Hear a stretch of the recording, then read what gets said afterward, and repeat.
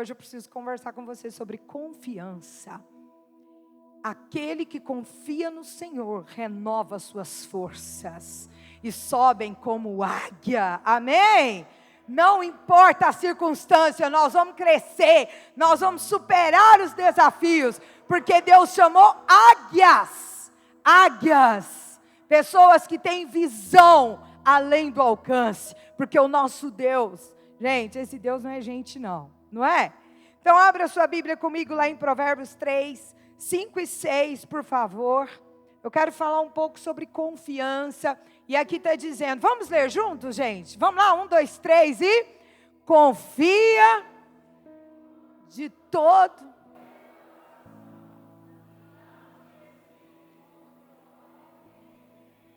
Ou seja, não confie em si mesmo, não confie só naquilo que você estudou, só na sua preparação natural. Nós temos que preparar, nós temos que nos capacitar, sim, mas você precisa confiar naquilo que só Deus faz. Olha só o que continua o texto dizendo.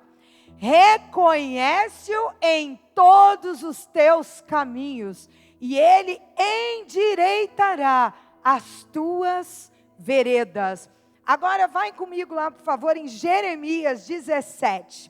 Hoje, nossa campanha das primícias termina amanhã. E hoje nós estamos consagrando o mês de novembro, não é isso? Glória a Deus. Jeremias 17, versos 7 e 8. Olha só o que diz aqui nesse texto. Bendito o homem que confia no Senhor e cuja confiança é o Senhor. Olha que coisa interessante. Porque será como a árvore plantada junto às águas. Agora presta atenção nessa palavra aqui, ó. Aliás, nessa frase. Que estende as suas raízes para o ribeiro. E não receia quando vem o calor. Mas a sua folha fica verde. Olha só isso aqui. E no ano de sequidão, não se preocupa, nem deixa de dar fruto. Uau. Eu trouxe para vocês o que significa confiança, segundo o nosso amigo Aurélio, que não é o marido da Ângela, mas é o dicionário. E confiança, segundo o dicionário, significa crença de que algo não falhará, de que é bem feito ou forte o suficiente para cumprir sua função. Olha para a pessoa que está do seu lado e diz, você é forte o suficiente para Deus te usar. Ah não, gente, fala com fé, porque esse negócio aí foi sem fé. Eu quero te dizer que quando os portugueses descobriram o Brasil, eles não chamavam Brasil de Brasil, mas os portugueses diziam que lá era a terra dos brasileiros. Por que terra dos brasileiros? Porque o Brasil sempre tinha como mata o pau-brasil, não é assim? Agora, vamos fazer uma analogia disso. Você já viu uma árvore de pau-brasil cortada ao meio?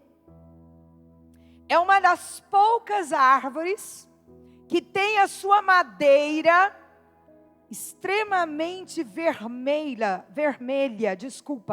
porque brasileiro significa intenso, vermelho, fogo. E é exatamente isso que nós temos, o fogo do Espírito Santo na nossa essência.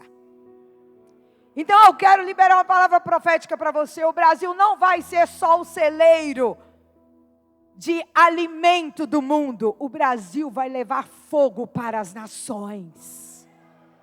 E você vai fazer parte disso. Mas antes de incendiar os confins da terra, você tem que incendiar a sua casa, sua vizinhança, seus amigos, sua igreja.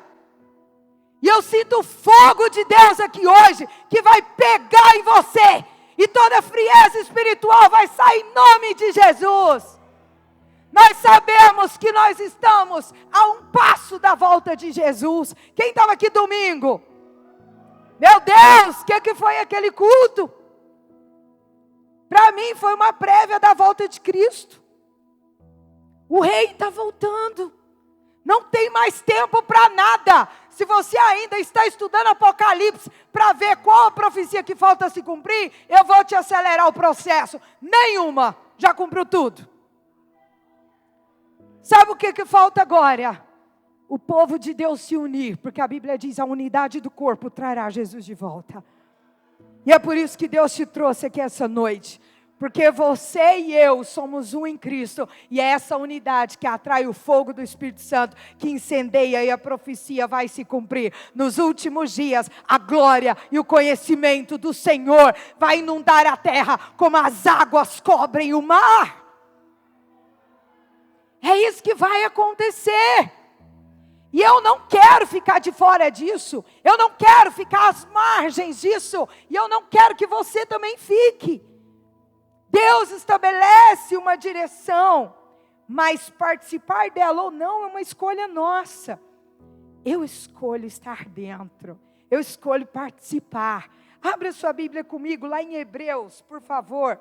Hebreus 9, verso 2. Olha o que está dizendo aqui. Porque um tabernáculo estava preparado, o primeiro em que havia o candelabro. Gente, vamos lá. Aqui, o apóstolo Paulo sofreu uma agonia muito grande, uma perseguição muito grande. E agora ele quer desistir, ele está aflito, ele está angustiado. Mas ele escreve, na verdade, deixa eu fazer uma ressalva aqui. Ninguém sabe quem é o autor de Hebreus, certo? Mas a teologia, várias linhas teológicas, deixam entender que foi o apóstolo Paulo. E aqui, essa pessoa, então, esse autor, ele está vindo de uma batalha muito grande, ele está cansado, ele está fadigado, ele está bem chateado com tudo que está acontecendo, e agora ele escreve sobre o tabernáculo. O que era o tabernáculo? O povo estava no Egito, vivendo sacrifício, escravidão, todas as injustiças possíveis e naturais. E agora Deus levanta um libertador para fazer com que a promessa se cumpra e o povo viva a plenitude na terra. Sabia que Deus tem vida plena para você nessa terra? Deus tem duas vidas para você. Uma na terra e uma na eternidade. E as duas são de abundância. Amém? Oh, glória a Deus! Mas antes de ter abundância de alguma coisa, você precisa ser pessoa de um foco só. O que é isso? Uma pessoa de um único alvo é uma pessoa que chega aonde Deus deseja. Na realização do texto que diz: buscar em primeiro lugar o reino de Deus e a sua justiça, e todas as outras coisas vos serão acrescentadas. O problema na nossa vida é que nós temos muitos objetivos, muitos alvos, muitos focos. Então a gente se perde. Deus não nos criou para ter muitos alvos. Deus nos criou para ter um único objetivo: buscar a Ele em primeiro lugar. O resto, meu filho, saúde, família, relacionamentos, dinheiro, oportunidades, crescimento físico, emocional, espiritual, vem tudo no pacote. Ah, pastor, então não vou passar dificuldade? Vai. Mas vai vencer uma por uma. Porque a Bíblia diz: no mundo tereis aflições, mas tem de bom ânimo. Eu venci o mundo e vocês vencerão também. E aí esse autor agora, ele cita o que aconteceu então nessa trajetória. O povo está no Egito, mas o povo agora recebe a visão de um libertador chamado Moisés, para tirá-lo do Egito. E Moisés significa riso, alegria. Assim como Isaac. Isaac é riso, alegria, não é, Isaac? Esse é o libertador. E agora esse libertador vai levar. Mas o povo começa a reclamar no meio do caminho. O povo está sem direção, o povo começa a se perder. E lá em Apocalipse a Bíblia diz: eis aí o tabernáculo de Deus com os homens. Ai, que coisa linda. Meu Deus. Então o Senhor chama Moisés e diz: Moisés, eu quero ter comunhão com o meu povo, Moisés. Eu quero, Moisés, andar com vocês. Então construa uma casa para mim. Uma casa móvel. Uma casa que vocês não vão carregar de qualquer forma. Vocês vão carregar nos ombros. O tabernáculo é a própria essência de Deus no meio dos homens. Algo que deve estar implícito em nós. E o autor de Hebreus traz essa realidade para nós. E agora ele vai falar sobre isso. Vamos ver o que ele vai falar? Porque um tabernáculo estava preparado. O primeiro em que havia o candelabro. Então, vamos lá para você entender isso aqui. Dentro do tabernáculo haviam 3 ambientes. E dentro de cada ambiente havia móveis, certo? No primeiro ambiente haviam 2 móveis. O altar de sacrifício e a pia para se lavar. Então a pessoa chegava, porque Jesus ainda não tinha vindo. Nós não tínhamos acesso a Jesus. Então o sacerdote, aquele homem separado, que vivia em santidade, porque isso é santidade. Aquela frase, tanto faz, não cabe para o sacerdote. Porque faz toda a diferença. O sacerdote era separado. Ele não fazia o que os outros faziam. Ele não podia fazer o que os outros faziam. Porque ele tinha um chamado diferente. Assim como numa empresa, cada um tem uma função. O diretor não faz a função do funcionário.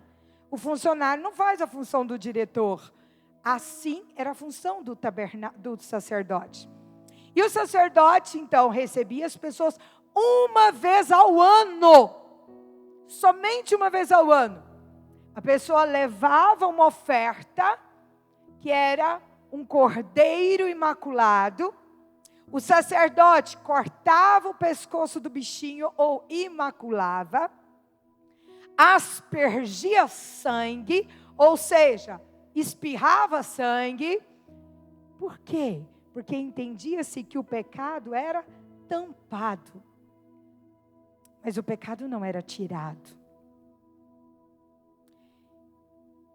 E depois o sacerdote se lavava e entrava para o segundo ambiente. No segundo ambiente, do lado direito havia uma mesa com os pães asmos, 12 pães simbolizando as 12 tribos.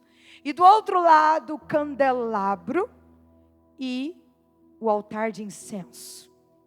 No candelabro, ele tinha que colocar azeite, porque as lâmpadas tinham que ficar dioturnamente acesas. E depois, somente depois de todo esse processo, ele entrava no último lugar, que tinha um único móvel, que era a Arca da Aliança, onde Deus vinha, falava com o sacerdote, e ele devolvia a resposta da súplica do povo, e o sacerdote saía com a resposta e explicava para o povo o que Deus queria. Até aqui está claro? Vocês me acompanharam aí no raciocínio? É muita história, né, gente? Mas é muita história boa. O negócio é que quando o autor de Hebreus traz esses detalhes, ele está querendo dizer algo bem mais profundo para nós. Ele começa dizendo: porque um tabernáculo estava preparado. Primeira coisa, você precisa aqui entender que o tabernáculo é a presença de Deus entre nós. Depois, ele segue dizendo que esse tabernáculo agora é um santuário. Você sabe o que é um santuário? Um santuário é um lugar estratégico para abrigar a presença de Deus. Só que depois ele segue dizendo, em que havia um candelabro, ou seja, quem abriga a presença de Deus não vive no escuro. Sabe por quê? Porque depois que tudo isso passou, agora vem o Novo Testamento, Jesus vem e agora Ele é o Cordeiro de Deus. Só que agora Ele não tampa o pecado, agora Ele tira o pecado do mundo. E nós somos livres do peso, da angústia, da dor, que você nunca vai achar solução nas drogas, na bebida, na orgia, em lugar nenhum. Somente em Jesus. Ele arranca o peso que te faz viver curvado diante das situações que muitas vezes parecem estar resolvidas, mas não estão. Não estão. E vez por outras, essas situações batem a porta e querem voltar. E elas podem ser até mesmo o seu passado. Ah, me dá uma brechinha. Ah, me deixa voltar. Mas a Bíblia diz que quando eu entendo que agora não existe mais uma casa, agora Ele escolheu a minha vida para ser tabernáculo, Ele escolheu a minha vida para que Ele habite todos os dias.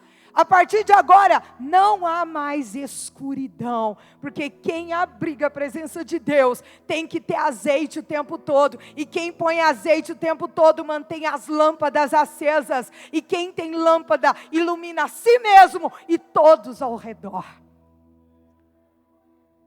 Não é aquela pessoa que aparentemente parece ser uma pessoa alegre e divertida, mas quando ela sai, todo mundo fala mal dela. Não é isso. Não é aquela pessoa que aparentemente está bem, está ali, mas quando ela está só, ela está angustiada, amargurada, ferida, entristecida. Não. A vida abundante de Deus, antes de iluminar os outros, ilumina a si mesmo.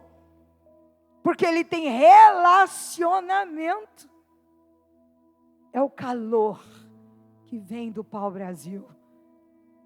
Por isso, meu irmão, você pode andar em qualquer lugar do mundo, o brasileiro é diferente. É ou não é? Nós temos uma fala doce, nós temos um coração amável, nós somos sensíveis à voz do Espírito Santo. Eu não vou dizer que Cristo é brasileiro, mas eu vou te dizer que Deus tem um amor muito especial por essa terra. Deus ama a todos por igual, mas o Senhor tem levantado o Brasil para ser aquele que está ainda retendo o mal na América do Sul, assim como Ele levantou Israel para reter o mal no Oriente Médio. É claro que quanto mais a profecia se cumpre, mais essas forças terão que ceder para que Jesus volte. Mas até agora, você faz parte disso. E quando não fizer mais, eu tenho uma boa notícia para você. Deus vai te tirar daqui e você vai reinar com Ele na glória. É porque aí não cabe mais. Não cabe mais. Mas antes disso eu preciso olhar para mim mesmo e dizer: Senhor, será que a luz está brilhando em mim? E ter a mesma fala de Isaías. Quando Isaías também queria desistir, Isaías queria abrir mão, Isaías estava desesperado. Ele diz: no ano em que o rei Urias morreu, eu vi o Senhor